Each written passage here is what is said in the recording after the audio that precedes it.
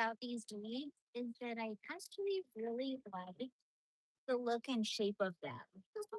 And when I was first admiring this tree, it was at Connie's. Uh-huh. And the way that her backyard is set up is like she's got a beautiful pool. Mhm. And then on top of the pool almost is a mahogany tree in the yard. Right.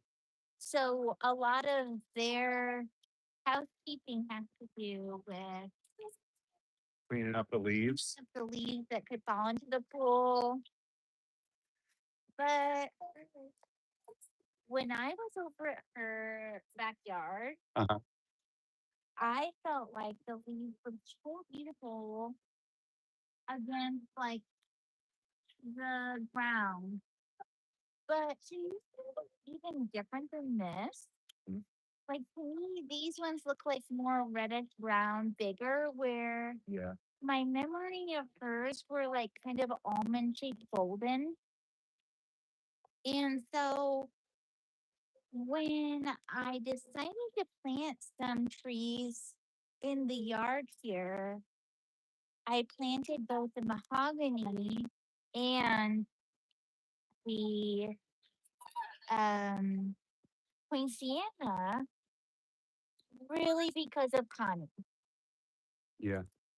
Because she's been influential to me in gardening because she also likes plants and that's important to her. And if you've ever like gardened anywhere that's not like this warm of a climate, you kind of want to start to learn more about like what are the types of things that you could actually grow here. Right. Tomatoes is the first thing that comes to my mind because even you said oranges really have gotten kind of Out of hand with the disease and the yeah, pests and the problem. pestilence. Yeah. Yeah. Yeah, and it's been like difficult. And for me personally, as a non citrus grower, I've had to learn some things like the unfortunate way where I planted a Persian lime tree and a kumquat tree. And what else is there? Well, there's some other fruit in the yard, but what happened is now we've got these like lime plots because they've crossbred. And that's been really unfortunate for the yard because there's like fruit that's producing that's not really edible. Yeah, it's not good. It's not what we want. And so partially I probably need to just yoink out the whole tree. I know, and that's a tough decision because when you start going, well, because I've never seen you pick a mango off. Well, maybe you did do a mango. I would Cherries, you haven't picked off the cherry tree. is that mangoes. One year we had like 50 mangoes. And it was so cool when we had that because like all of a sudden we were able to harvest mangoes. Yeah. But then Didn't you also, had like 4 dozen? yeah, there was like 50 great mangoes at a time, and it felt like a Nice. plentiful amount of mangoes. If you're down with that. Yeah. And then, anyways, there was way more than that too, but like we couldn't even hardly harvest them fast enough because there was just like a birth of mangoes. Mhm. And then what happens is that I don't really know how to care for a mango tree, What the hell is that? a wire, but be careful What's because it go to? I don't know because I've been noticing that like there's been different people working in the yard and there's different like wires around now. And then today Oh, this is just a spare piece though. This is almost like spline. I know, but like if they've been Yeah. up on the other wire, Uh-huh. it Here. could have been like a piece that got cut. And then today, when I was at Cricket, they were like, Hey, "Oh, do you want quantum internet? Because that's like the new thing." I want to go Starlink. Well, and that's what I was talking to them about. No, don't do that. Yeah, that's what I was You say that, don't do that. No, actually, the girl was like, "That's a really good option, but you wanna make sure that it actually is working like how they're presenting it to you, that Okay, it's that's working." fair. I think that's fair. We would say that that advice would be good for any cable company. Any product, but I I'm gonna shoot back and show the people what you're working on so they kinda get an idea. just underneath the mahogany, This is our mahogany tree, and it drops a ton of leaves. which I really like the look of because they are pretty leaves Yeah. to the point where I know we should be composting them for sure. You want that hey, TJ White, what's up? Yo boy Tuck in the house.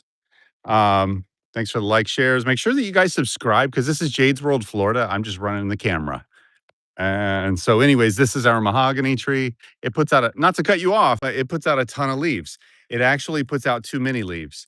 And what happens when it does that is because it's in the shade, they don't really decay.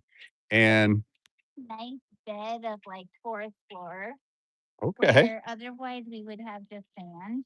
Okay.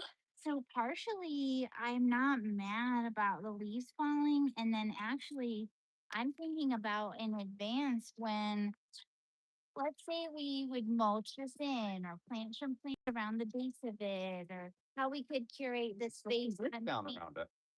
How big do you want the brick circle to be around it? It's got to be like relative to the shadow of Yeah.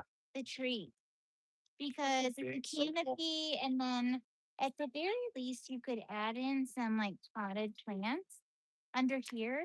And if you did some kind of like drip line irrigation, it could be a really nice like propagating area because you get more of a filtered light, I think.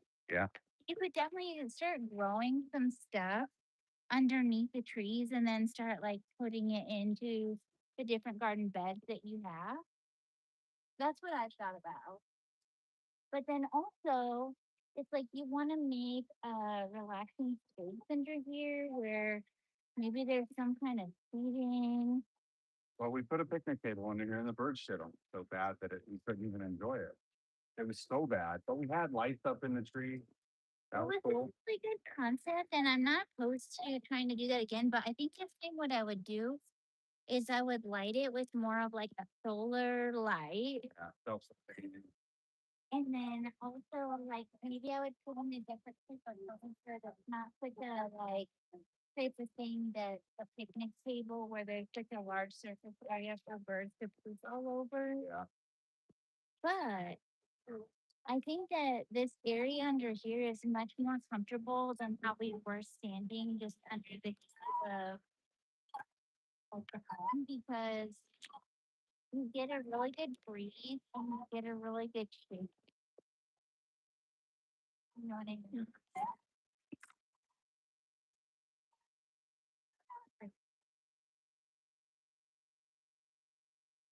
Yeah, I think that what we want to do is honestly, it would be great to keep some of these leaves and put them into like a compost tumbler. But then we want to rip off all the weeds and stuff that we don't want to be here. And then we want to till the area as best as we can. And we want to put some kind of perimeter around it because we definitely want to maintain where the garden bed is. But then we want to start to like get into the space and go like, okay, could we put some grow bags here of baby plants that you don't really want being fried in the hot sun? I think And that sun is hot, man. I got to be honest with you. It is a really hot sun. it's really hot. Mm, damn. But in the shade, it's actually quite nice. Much better. I It's a 30-degree, like say I feel like it's a 20-degree difference at least. a big dip. Yeah, but then like some of these weeds, I try to identify like in my phone to tell me like what they are because definitely they've got little flowers on them, so they're like butterfly, wildflower type of things. Or no, these, the seasonal beans. Well, there's a lot of life that's going on in here with these like last season when it started to rain and everything got really creepy and like red. What I saw was a lot of caterpillars and like moths. And I've also seen a lot of snails and maybe two by the canal. And then also a lot of what are they called? Grasshoppers. Grasshoppers aren't always good news for us, are Like they? the lover grasshoppers, they Uh-huh. end up getting like bright orange and they're poisonous. Yeah, they spit too, if I'm not mistaken. Those sometimes can like really take over neighborhoods over here. Let's get a look at how it's going here.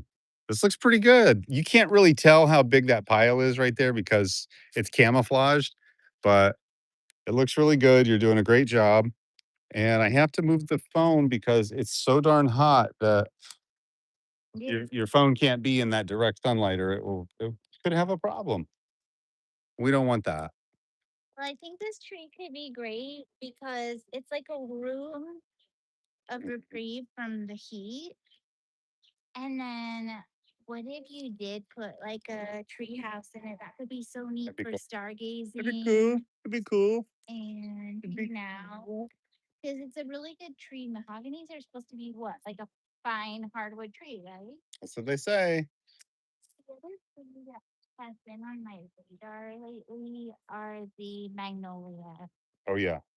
I've been like on the algorithm of blooming magnolia, so I don't know if that's even like going on right now. Maybe it is. But it has this like really almost like heavenly sort of like peace petals that are just abundant and fruit. Or I think maybe some of them and maybe correct me if I'm wrong. I more of a white tinge than Yeah. yeah. Either way, it's like a big uh, settle, and it's amazing what that looks like. You're getting some good work done. Yeah. I know. I like the exercise. It's like when the neighbor told me, you don't need to go inward exercise. It's You, just like, you could just do this. And it's like, I fuck you. Just kidding.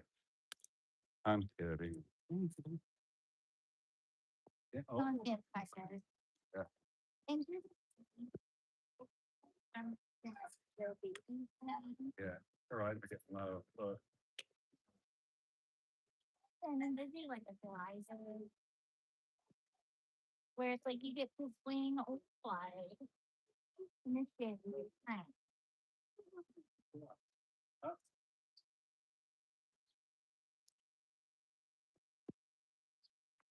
yeah, so then it's like we need to go get Huh? the barrel with the bag and The whole thing. Hell yeah. I'm going to put her in her bed and see if she'll lay down for a little bit because she's falling asleep. Right back. aw. That's cute when kids do that. Like fall asleep in the high chair in the swing.